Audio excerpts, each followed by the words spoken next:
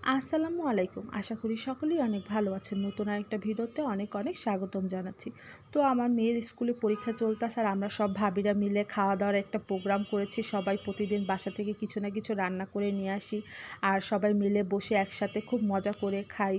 আর বাচ্চাদের পরীক্ষাটা শেষ হলে তো দেখা যাবে মাঝখানে অনেকদিন বন্ধ হয়ে যাবে। নতুন ক্লাস উঠলে তখন আবার সবার সাথে দেখা সাক্ষাৎ হবে। আবার অনেকে এর ভিতর থেকে থাকবে না, চলে যাবে। দেখা যায় একেকজন এক এক স্কুলে চলে যাবে, আবার অনেকে থাকবে।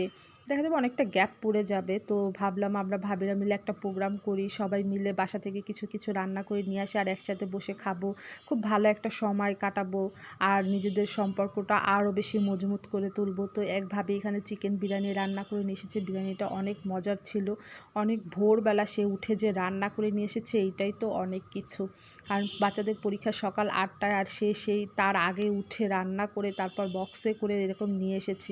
এই চিকেন বিরিয়ানিটা অনেক মজার হয়েছে আর অনেক সুন্দর, গন্ধটাও যেমন খেতেও তেমন সুস্বাদু হয়েছে। তো এই চিকেন বিরিয়ানিটা অনেক মজা করে খেলাম আর সবাই মিলে খুব ভালো একটা সময় কাটালাম। এখানে ভাবিরা প্রতিদিনই কিছু না কিছু রান্না করে নিয়েই আসে আর সবাই মিলে একসাথে খাওয়া দাওয়া হয়। তো এই ভাবি এক ভাবি এখানে চিকেন বিরিয়ানি রান্না করে নিয়ে এসেছে আর এক ভাবি চিকেন নুডলস রান্না করে নিয়ে এসেছে। সেই নুডলসটাই খুব মজা করে আবার বেড়ে খেয়েছি। নুডলসটাও অনেক অনেক মজার হয়েছে। আসলে খাওয়াটা হচ্ছে একটা বাহানা সবার সাথে খুব ভালো সময় কাটানো। দেখা যাবে এই স্মৃতিগুলোই পড়ে থাকবে একসময়। এই স্মৃতিগুলো নিয়েই থাকবো। জীবনে চলার পথে দেখা যায় আলাদা হয়ে যাওয়া লাগবে। কিন্তু দেখা যাবে এই যে স্মৃতি মধুর সময়গুলো এগুলোই মনে থাকবে।